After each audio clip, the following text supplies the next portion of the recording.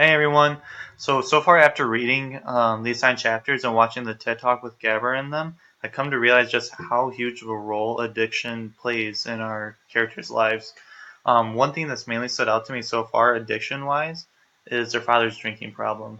So far he's mentioned how he wants to develop a better life for him and his family, but to me, the one thing that's mainly holding him back is his drinking problem.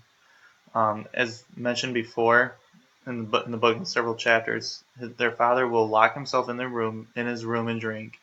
He'll go to the store and buy alcohol, and he'll even drink it in front of them. And not just one; it's usually many. And so you have to think about it. Why is he doing this? Well, Gabber mentions how that addiction is a temporary relief that, in the long run, can have negative consequences. Well, I assume that after reading that their father isn't necessarily happy with their life because he obviously wants more, he wants something better for them.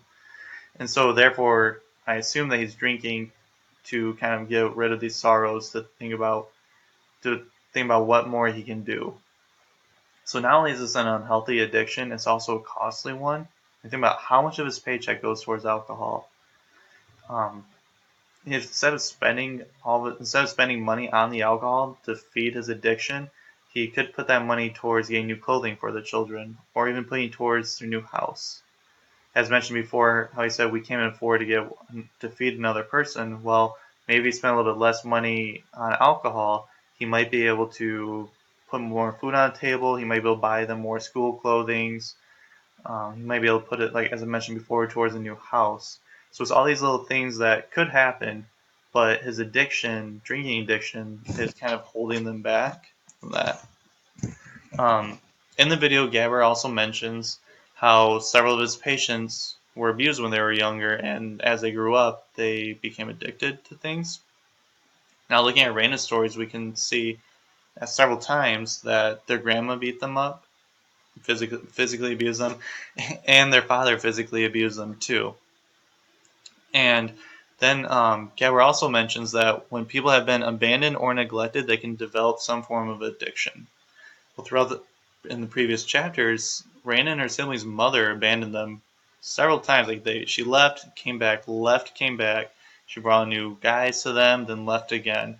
And essentially, she's putting herself first before them. And this is still some form of neglect.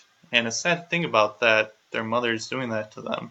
Also from the story on page 190, Raina's father dumped spaghetti on Raina's head when she didn't want to eat it because it reminded her of those worms. Well, not only is this a form of physical abuse, but it's also just neglect, but it's also embarrassing for Reina. So now she had to sit there and go through all that. And it's emotional. It's an emotional abuse that she is experiencing. We also witnessed the siblings um, craving to make their father proud. For example, on page 225, when Reina has to write a story, she mentions, "I will finally get my chance to make Pappy proud." And we see this throughout the story too, and it's continuous. It's always continuous with all the siblings. And this even happens when she's in 8th grade again. So it's a huge time difference between when she first mentions how she wants to make her Pappy proud to even in 8th grade when she's trying to. And it's just sad to think that that's one thing that's contributing to all their addictions, because going through all this stuff, we can see that several of our things that they're doing are leading to addiction. And it makes me wonder, what is going to happen to Raina and her siblings when they get older? Are they going to develop some form of addiction? Will they pass this on to their children, as Gabor mentioned could happen? All these questions I'm hoping to be able to answer in the next few chapters. As for me, personally, I do not have any addictions to anything. I've had family members who have been addicted to things, but thankfully they've been able to get help, and saw how treatment, they were able to get it all taken care of. But I look forward to reading some of your guys' discussions later. Have a good day.